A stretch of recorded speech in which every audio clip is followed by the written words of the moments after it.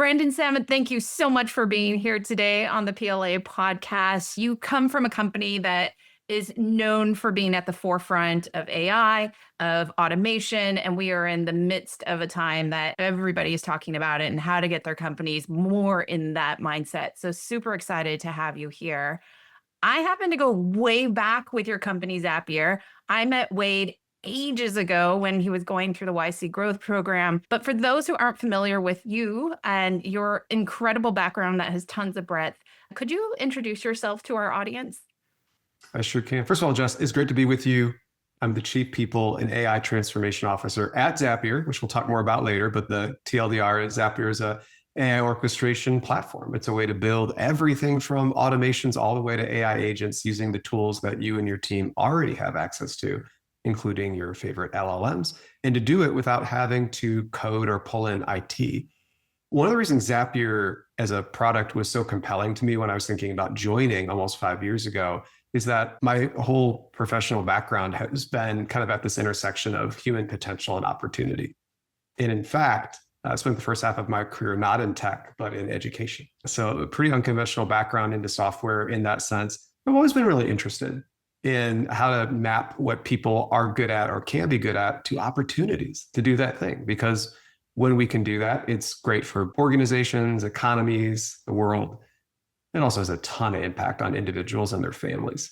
And that's always been kind of the thread you could pull through my career. It just so happens the first places I could think to work on that issue was in education. So I worked in higher education with first generation college students for a length of time, then at an organization called Teach for America, where I started as a recruiter.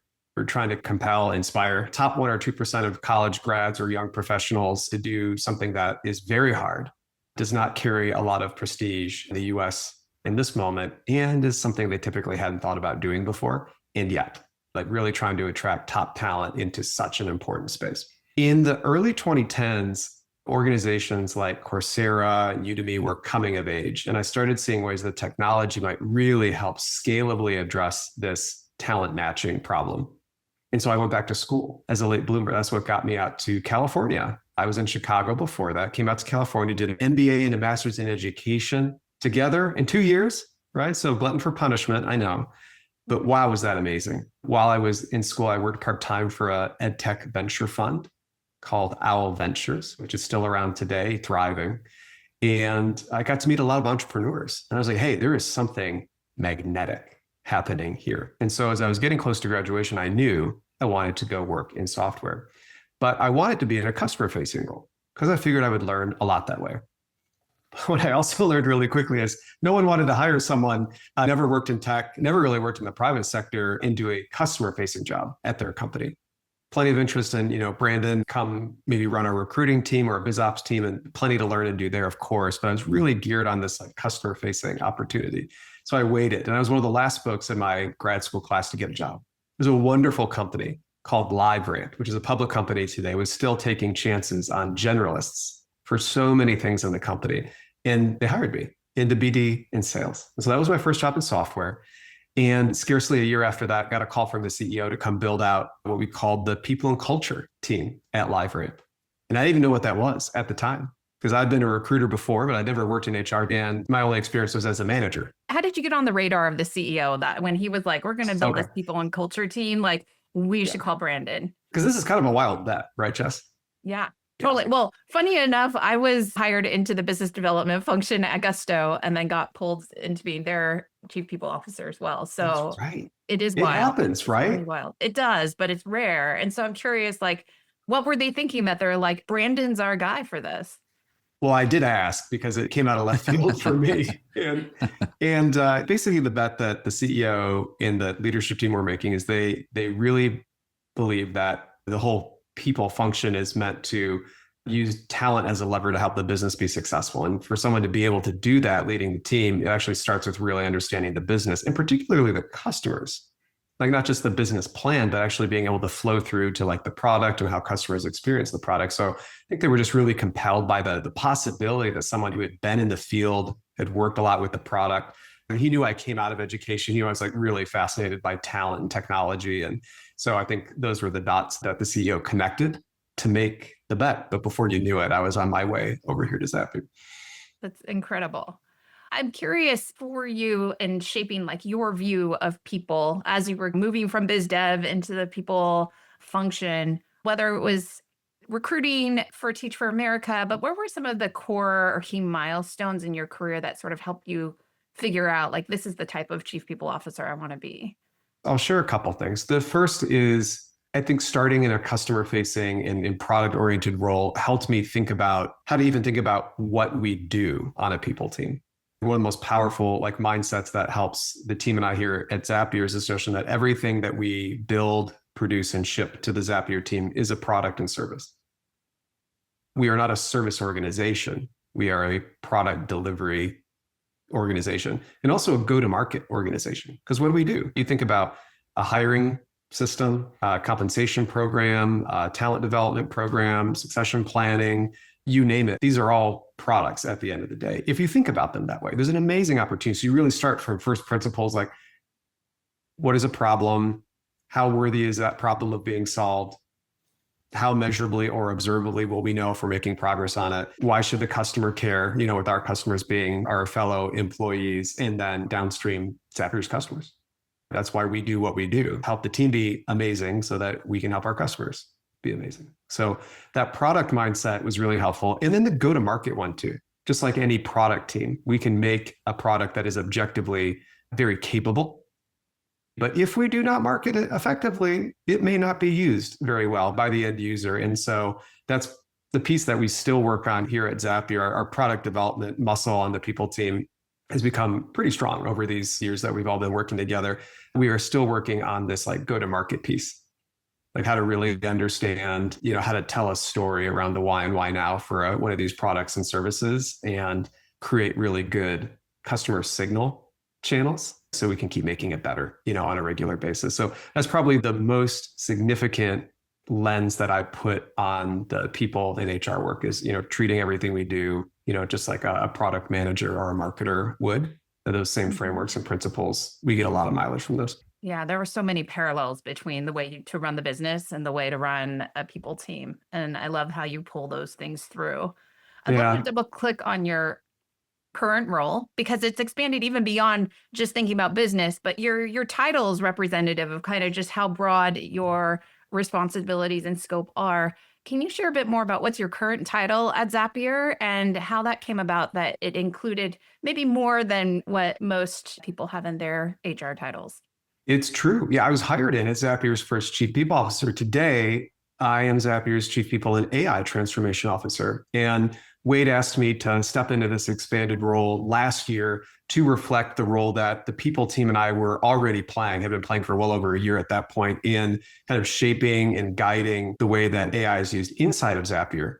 And then increasingly how we were then starting to open source what we were learning for the benefit of other leadership teams, other chief people officers and people organizations. And then in many ways, especially these days, Zapier's customers, because so many of the organizations that we work with are also trying to figure out, how do we get the most impact out of AI? And how do we do that in a way that's really thoughtful and that ultimately has positive impact on people?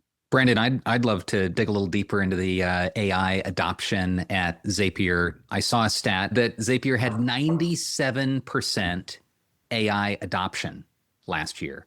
And boy, I work with organizations that are still trying to figure out, ground zero, still trying to get an enterprise license. How'd you get there? You led this transformation or you supported it meaningfully? Like, what's the secret? So I'll give you a postscript on that, and then we'll back into it. So it is true. 97% AI adoption at Zapier as of fall of 2025. We have set our sights higher. So we dusted that, said, okay, great, what's next? And so we can talk in a few minutes about what that next horizon looks like. But the path to 97. In the spring of 2023, ChatGPT 3.5 had come out about 6 months earlier. And like a lot of organizations, we had some power users who were always using the latest models, were ahead of the curve. And we could see through their experience, they were kind of like prophetic, in saying like, this is going to meaningfully influence not just how work gets done, but it's actually going to meaningfully influence how we do what we do at Zapier with our customers, right? Zapier is in the business of helping everyday folks in any organization without coding, without IT, automate work. And AI turns out really powerful way to support automating work. And that was effectively a code red moment for the company. Amazing opportunity, probably the biggest opportunity for the company since we got started 15 years ago. But also, if we weren't paying attention, probably the biggest challenge we had faced since Zapier got started. And I really admire Wade's and our co-founders' just leadership in that moment. This was March of 2023. It was not popular to call it code red. It's very disorienting. We're doing perfectly fine over here. It's a healthy, growing business. It's profitable, like proud of the work we're doing, and say like, well, that was then and this is now. Our world is about to get turned upside down. If we make the most of it, it's going to be a big positive moment for the company, but we're going to have to learn a bunch of stuff. It's going to be uncomfortable, and we're going to have to do a lot of wayfinding to get there. That was March of 2023. Within weeks, we kind of converted a bunch of our company practices to support AI adoption. So big check, make sure everyone had like the latest tools in their hands immediately. Fastlane for procurement of new AI tools. Our V1 AI governance policy ships just within days of this code red. Our traditional quarterly hack weeks become AI hack weeks. Traditional AI hack weeks primarily for engineering and product. Now they're for everyone.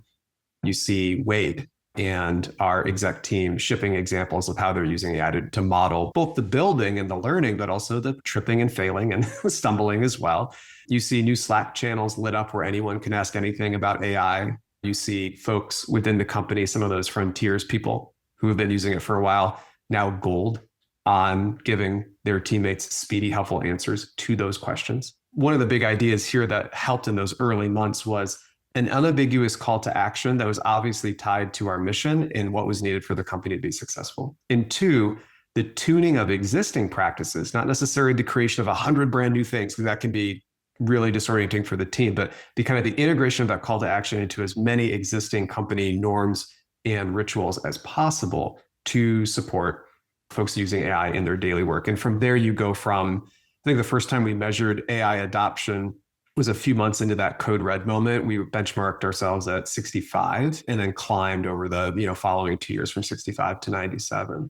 But like I alluded to earlier, that was then and this is now, and we're playing for a lot more than adoption. What counted as someone adopting AI, and what's like the new next level of, I don't know, adoption, engagement, usage that you're measuring? Yes. People against. When we measure adoption, we're doing kind of front end and back end. By front end, it's self-reported. So to what degree are you using AI in your daily work was a question we would ask. Again, to that point of integrating the adoption journey, we started asking questions, that question exactly, and some other questions adjacent to it in our engagement surveys. So not a separate instrument or separate motion, just integration. On the back end, we were looking at weekly and monthly active users of all the tools, Cursor, ChatGPT Enterprise, and so on. And then triangulating, looking for like, do these two things roughly line up? If not, we get curious, we try to understand the difference, and that's how we measure adoption. So AI adoption is really important ingredient for getting actual business results from AI, but you could call it necessary but not sufficient. So we still care about adoption. We, for example, now evaluate 100% of candidates for 100% of jobs at Zapier for AI fluency, and asking them, just practically speaking, to show us some of the ways that they use AI in their work, or how do you know a problem worth solving with AI when you see one? These are things that we ask of all candidates for all jobs now. We call it AI fluency, but part of fluency is it's hard to get to fluency without adoption. And so we're also de facto also assessing for adoption for the folks we bring into the company. New hire onboarding at Zapier now has a major AI fluency component to help scale folks' adoption in our particular business context. Because the ways they use AI in their other company, sometimes they're in a new job, not just a new organization as well. Top 3 ways to use AI in your new job at Zapier, maybe not intuitive. So part of new hire onboarding is meant to jumpstart that as well. But again, all of that is adoption. At Zapier today, we're bridging from adoption to what we would consider actual transformation, which is tangible case study worthy examples of how the use of AI is influencing the things that we've always cared about as a company. In customer support, it's how quickly do we answer a customer's question and how satisfied are they with those answers. On the sales team, it's what is the average quota attainment of a sales rep? What is the typical net recurring revenue for a existing Zapier customer who became a customer in this cohort? How's that different because of some AI supported motions compared to a prior cohort where we were supporting their expansion in a less AI forward way? The people team, It can be things like quality of hire or how quickly we can move a candidate from applying to making an offer. And the list goes on and on. And so it's just kind of a reminder for us that, AI is a means to an end. It's typically not the end itself. And that's where every company, you've written the first page of the AI story already, because it's like, what is our mission? Who is our customer? What are we trying to be great at? How do we measure it? To the extent that any organization already has that landed, you already have the first page of the journey. Brandon, I love that you and the team at Zapier started with firm foundations. I think there are a lot of organizations that are still trying to identify use cases, still trying to find the value creation, but haven't started with the foundations, right? How do we pick out the curtains when the house hasn't been built yet? I was traveling a little earlier this week, and we had a roundtable of HR leaders down in San Diego, and we were talking about AI and who's doing good stuff, and your name came up. So I said, this is timely. This is cool. I'm going to talk to them. We kind of cobbled together a 4-point framework about how to get started in AI. And I'd love to get your reaction to this. Like, this hasn't been written down or published in any way, but trying to make it really practical, really tactical for those orgs that may not be nearly as far along as your team is. So step one is have a policy. What are the rules of the road? Ensure that people aren't, putting confidential customer information out there into, an unprotected place. Step two, get access to a foundational tool like a ChatGPT, a Copilot, whatever. Like, get a big, broad thing before you necessarily get the unique, specialized tools, and make sure everybody has access to it with those rules of the road.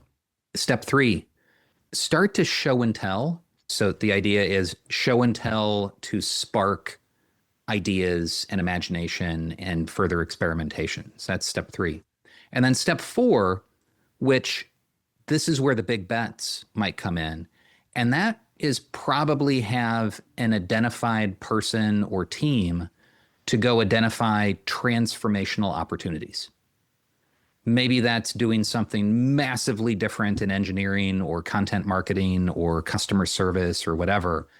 And that person or team might identify some specialized tools, some total rethinking of workflows that could be transformational for the organization. That might be longer cycle. But that was kind of the 4-point framework that we ended up with. And I'd love to get your reaction to that, because as I talked through it and as I was listening to you talk about what Zapier had done, it seemed like it matched up with that framing pretty tightly. What do you think? I would tell you, Andrew, I recognize all 4 of those ingredients and they all count. Let's start with the policy. It's probably interesting for some folks to hear like, ooh, policy, that feels like slow and not very fun. Well, we saw firsthand at Zapier, and what I hear from other organizations too, a good AI use policy does not slow things down. It actually speeds things up. It's very aligned with a lot of the research on creativity, where over and over again, the research shows that the presence of like sensible boundaries enhances creative thinking. And it's actually the complete absence or like, the presence of ambiguity around what is okay and what is not okay that limits creativity. And the same thing applies when we're thinking about using AI or AI and automation too. And a good AI use policy basically creates those clear, reasonable boundaries in the sandbox. And now we all know it's okay to play inside the bounds of the sandbox. I really do believe it enhances creativity. So I think that's why I agree why a good like AI use policy is a useful place to start, and typically actually encourages adoption and experimentation. Builds confidence that I can do something within boundaries. That's right. I mean, people can appreciate that AI is pretty powerful and, can be used for amazing things, and you can unintentionally, do something sideways as well. And folks just want to know, help me develop the judgment or the heuristic so I know the difference between the two, and then off I go. I also really appreciate on the other bookend, the 4th point around, okay, so I know what the bounds of the sandbox are. I have access to the underlying tools or models. We're in a company culture where I can demo things that worked and things that didn't, and we can learn from each other. Now that 4th one, that other bookend of attaching those ingredients to what's the next most useful thing I can now do with all of that to help my team or our company, our customers be successful. And that really, what you're describing, that 4th piece is really the start of the bridge between the ingredients of AI adoption and the ingredients of actual AI transformation, because that's where you start getting into like where you have a shot at producing a bunch of like incremental actual impact that you can measure. What does those ingredients for AI transformation look like? And there have been a lot of things that Zapier has published. You and Wade have talked a lot publicly about AI competency models and putting out frameworks and things that people can use. Can you touch on some of these things that have been created and how they're being used?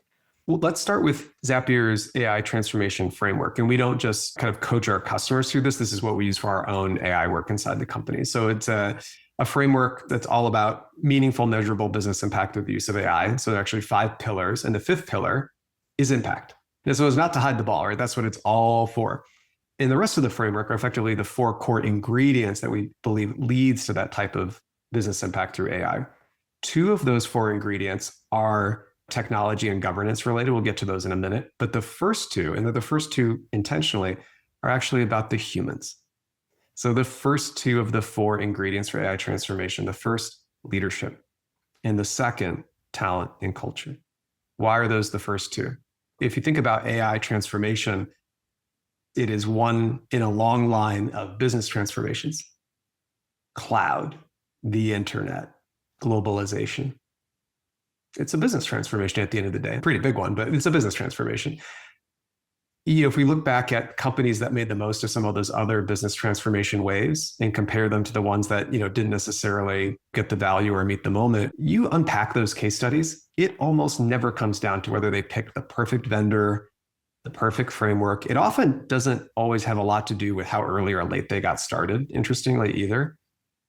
The bigger differentiator tends to be around leadership, talent, and culture. Clarity of purpose. Why? Why now? Just really thoughtful leadership of a team through a lot of change and ambiguity.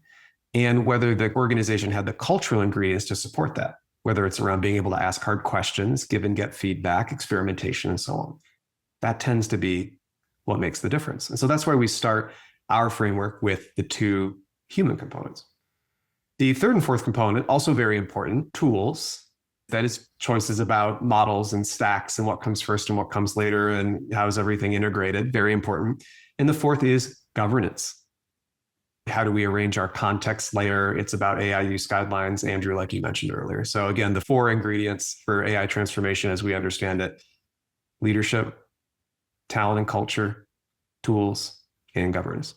Let's get into the practical, tactical that our listeners might be able to directly benefit from. Would love to spark some ideas with them and in hearing about some of the workflows that your team is using. Would you be willing to talk about or share the top couple of AI workflows that your people team uses? I will share. I have, and I'll share a couple of things for the postscript as well. We have 2 decks full of use cases. One is all things people in HR, so it covers multiple points of the employee lifecycle, from hiring to onboarding to people operations and offboarding and so on.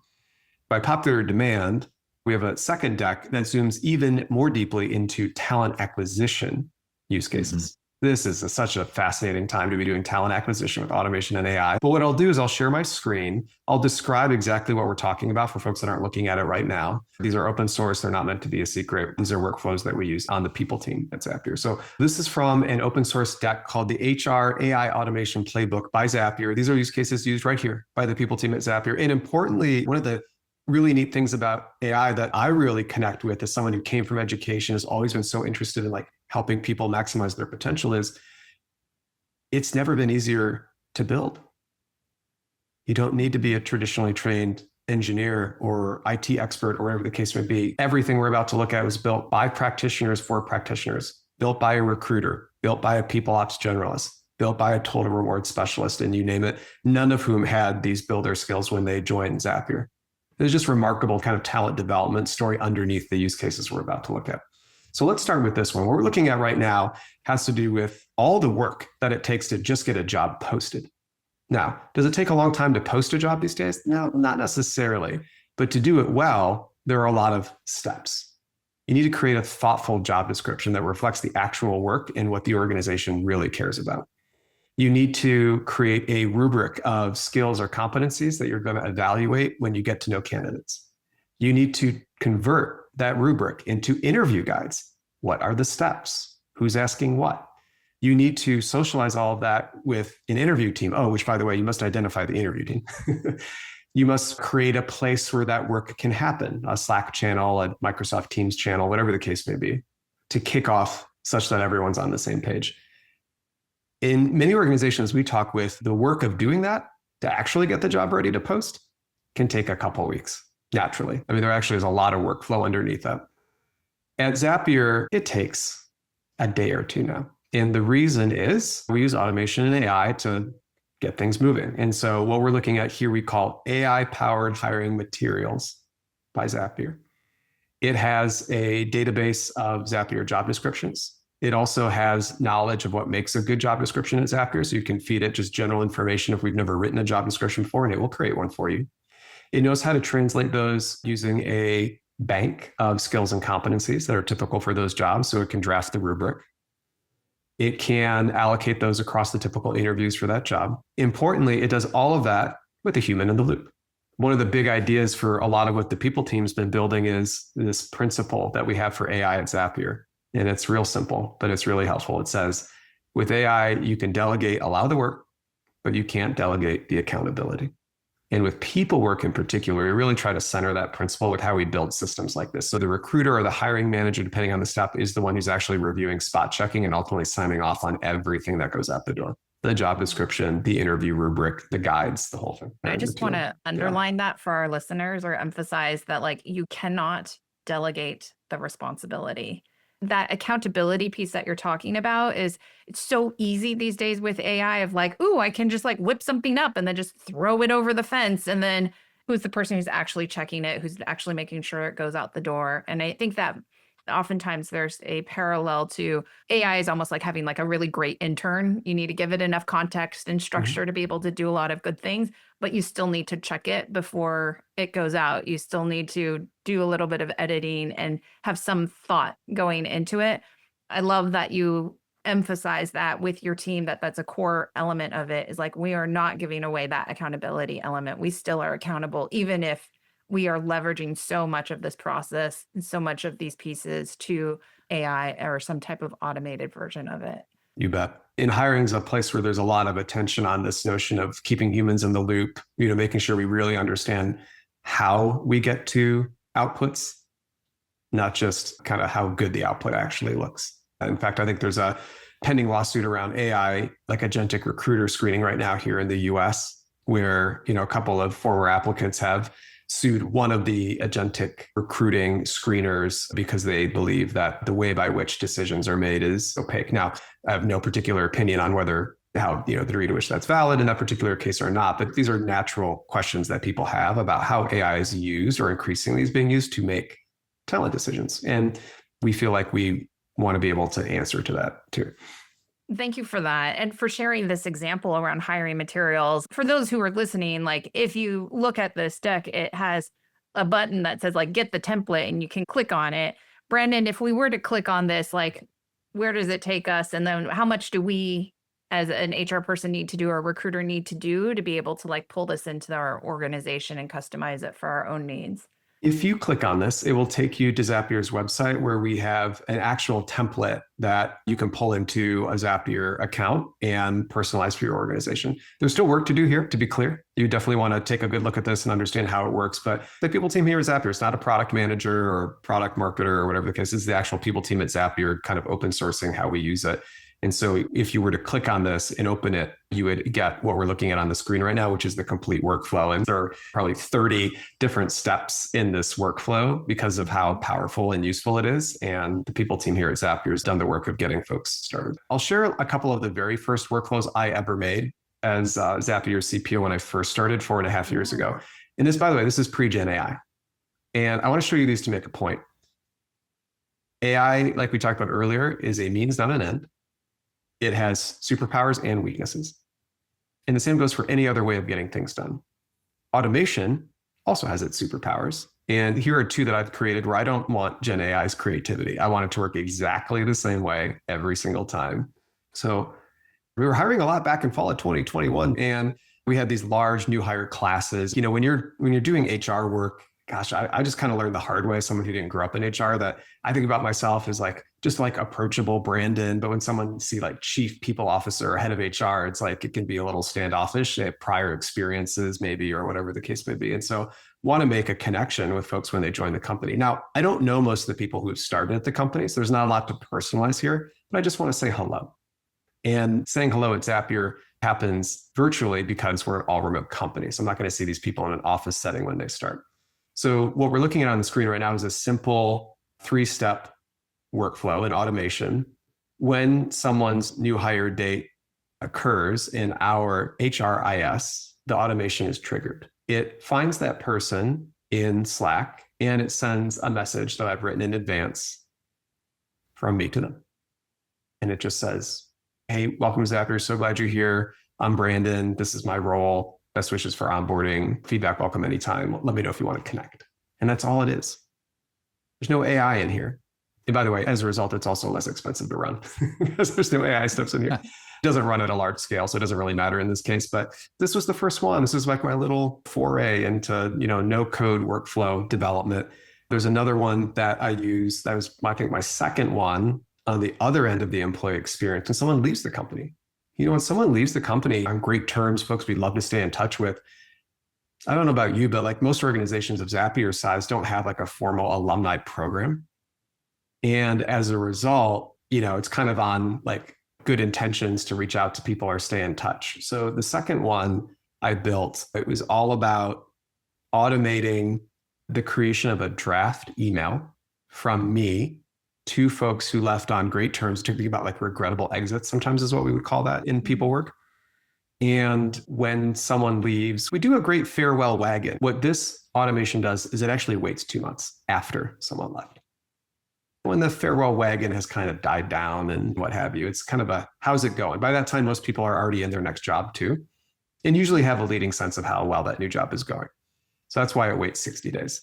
Pulls their name out of Bamboo, checks and filters for folks who were regrettable exits, waits 60 days. That's the delay step. It then looks up their personal email that they left with us when they exited the company. And then in this case, it doesn't automatically send a message. The human design here really matters. What's different between the welcome automation that we just looked at in this one? Well, the difference is I now know most of these folks. And so there probably is something worth personalizing in that email.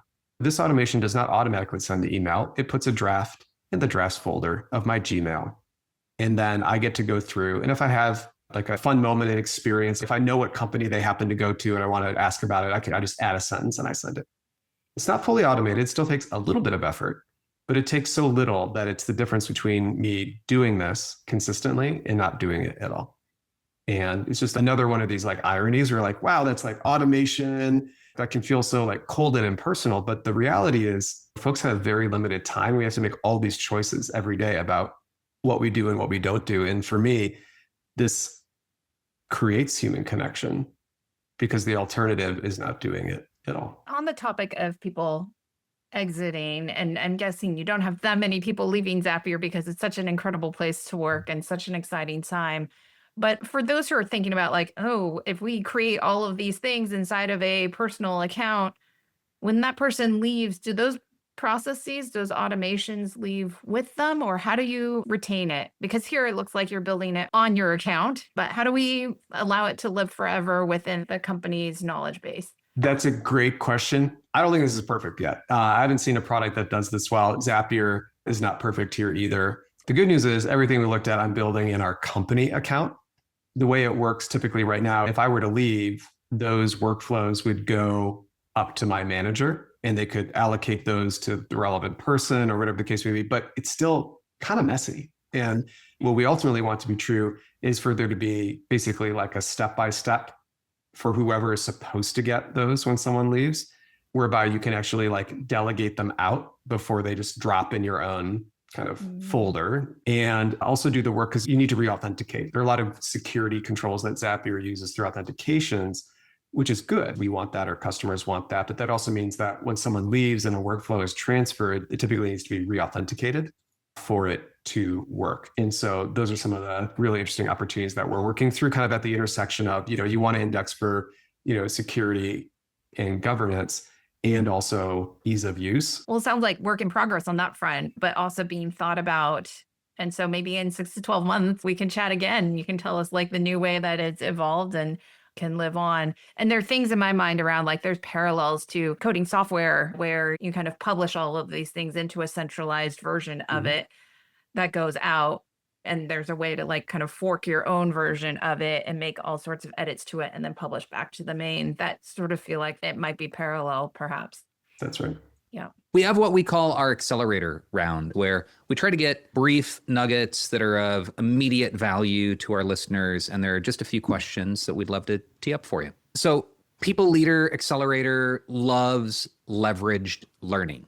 So if you were to recommend just one or two resources for our listeners, what's the short list that makes the cut? Good question. There are two folks in particular whose newsletters I read every single time they come out because they're so practical on all things related to AI. And a lot of what they publish also has talent implications as well. The first, Ethan Mollick, writes about AI all the time, including business and talent angles. And the second is Sanya Ojha. You hang out with Jevon Sue Lennox by any chance? Because we chatted with him very recently, and those were his exact two as well. So two things. One, I do hang out with Jevon, and we already know that we already recommend the same two people as we talked about it. So to our listeners, it's like you're hearing it twice from like two amazing chief people officers at the most amazing AI forward companies as well. And so like this sounds like Ethan and Sanya, if you're not following them, you're behind the times on what's going on in the AI world. They're remarkable. There's a third, I'll give you a bonus one. There's a product manager named Tal Raviv. He's done some really cool stuff on YouTube and also actually showing just like his like setup and just like workflows, just very practical. We actually invited him to do a workshop for all the product managers at Zapier just a few weeks ago, which I then watched obsessively and then like reverse engineered what they did. And actually the one other thing I can do in a postscript is I built something in Cursor, which for folks that aren't familiar is a AI powered coding environment with Zapier's connectors built in to create a personal kind of accountability coach for what I'm gold on right now for 6 months of the year. And it's connected to everywhere my work happens, not just what I'm getting done. It looks at my calendar and audits it. Is my time aligned with what I am most accountable to? And then it also has a bunch of context on the way we want leaders to show up at Zapier, what behaviors we care about. And it gives me coaching on those behaviors and suggestions for what I should focus on next week. So, but I was only able to build that because of Tal Raviv's workshop. Great recommendation. We'll include all three of those. In one sentence, what piece of advice would you offer to our listeners who are typically mid to senior level HR leaders? What piece of advice would you have for them about how to accelerate their careers in today's environment? Get building. It's never been easier. I'm not saying it's easy. There is a learning curve, but AI is remarkable as a teacher. It's the first technology I've ever experienced where one of the best ways to learn or get unblocked is just to ask you to teach you something or get unblocked. Or maybe the more candid way to say this is like, there is no excuse for any of us as senior leaders for not finding a couple of really powerful ways to be better at what we want to be great at using AI. And the other really positive side effect of doing that is not only that we become more effective as practitioners, but we model the sense of possibility and that just like investment in figuring it out that ultimately I think we want a lot of our people to aspire to. Great. Lastly, how can our listeners connect with you, Brandon? LinkedIn's the best way. We're going to continue to open source what we're learning and what we're building, including stuff that doesn't work. And some of the best learnings or feedback I got all year didn't come from within the four virtual walls of Zapier. It came from being in conversation with folks like you, Andrew and Jess, and other practitioners who care about this kind of intersection of talent, technology, and want it to work for everybody. Brandon, thank you so much for your time, your wisdom, your experience, and opening up the box on like what's working and not working right now and where things are headed. Hugely valuable to our audience, hugely valuable to us. Thank you. My pleasure, Jess and Andrew.